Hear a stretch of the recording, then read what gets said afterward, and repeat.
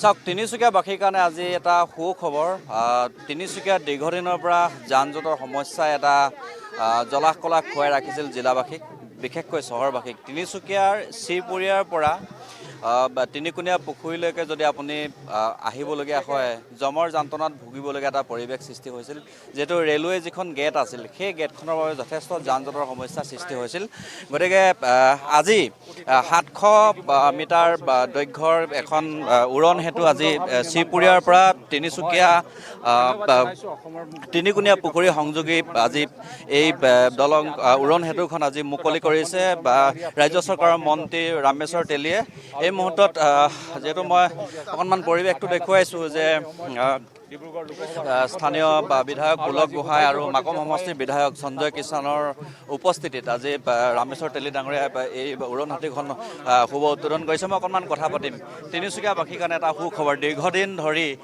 ইয়াত এটা জমৰ যন্ত্ৰণা ভুগিবলগীয়া হৈছিল যান জঁটৰ বাবে আজি দলংখন আপুনিয়ে আধাৰশিলা স্থাপন কৰিছিলে আৰু আপুনিয়ে সৌভাগ্যৰ সুখৰ খবৰ আপুনি আজি উদ্বোধন কৰিছে হয় নিশ্চয় 19ত যেতিয়া আধাৰশিলা হৈছিল তেতিয়া ডক্টৰ হিমন্ত বিশ্ব শৰ্মা ডাঙৰীয়া পিডব্লিউ ডিপাৰ্টমেণ্টত তেওঁ মন্ত্ৰী আছিল আৰু আমাৰ প্ৰাক্তন মুখ্যমন্ত্ৰী সেই সময়ত মুখ্যমন্ত্ৰী আছিল সৰ্বানন্দ সোণোৱাল ডাঙৰীয়া আৰু তেতিয়া আধাৰশিলাত থৈছিলোঁ আৰু মই ডিব্ৰুগড় জিলাৰ সাংসদ হৈ আছিলোঁ আৰু সঞ্জয় কিষাণ ডাঙৰীয়া ইয়াৰ বিধায়ক আছিল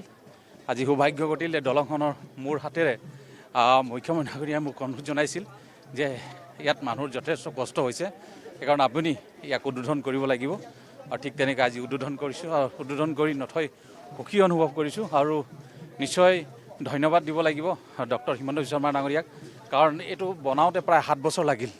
মাজত বিভিন্ন কাৰণত ৰখি গৈছিল কাম আৰু নিশ্চয় ইয়াত বিধায়ক আছিল সঞ্জয় কিষাণ ডাঙৰীয়া তাৰপিছত পুলক গোহাঁই ডাঙৰীয়া বিধায়ক হ'ল আৰু তেওঁলোকেও যথেষ্ট কষ্ট কৰিলে যাতে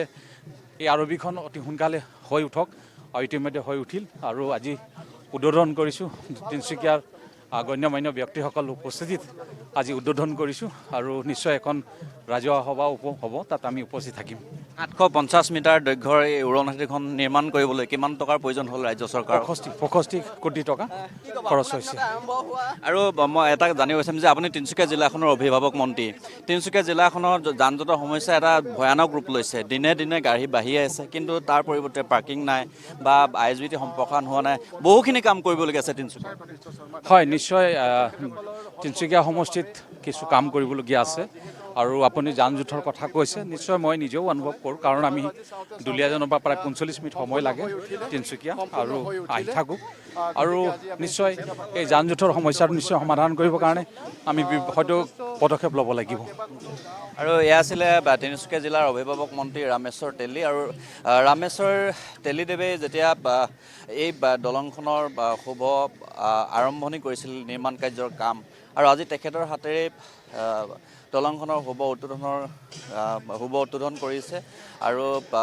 এই দলংখন 750 মিটাৰ দৈৰ্ঘ্যৰ আৰু 750 মিটাৰ দৈৰ্ঘ্যৰ এই দলংখন উৰণ হেতুখন নিৰ্মাণ কৰোঁতে 65 কোটি টকা ব্যয় হৈছে বুলি ইতিমধ্যে উল্লেখ কৰা হৈছে আৰু এই উৰণ হেতুখন আজি মুকলি হোৱাৰ লগে লগে শ্ৰীপুৰীয়াৰ পৰা তিনিচুকীয়াৰ তিনিকুণীয়া পুখুৰীলৈকে যিটো সংযোগী যিটো পথ সেই পথটোৰ এতিয়া যাতায়াতৰ উপযোগী হ'ল আৰু ইয়াত যান জঁটৰ সমস্যা পূৰ্বৰ দৰে সেই যান জঁটৰ সমস্যা ইয়াত নাথাকিব কাৰণ ৰেলৱে যিখন গেট আছে সেই গেটখনৰ বাবে ইয়াত যথেষ্ট যান জঁটৰ সমস্যাৰ সৃষ্টি হৈ আহিছিল আৰু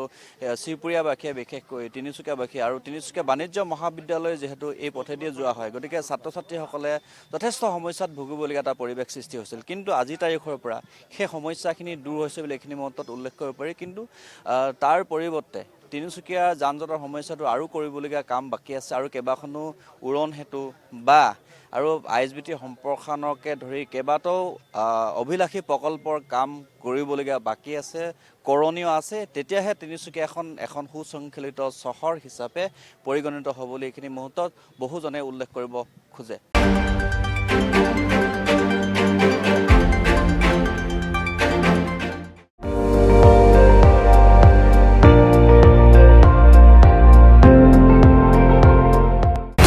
আপুনি চাই আছে ND24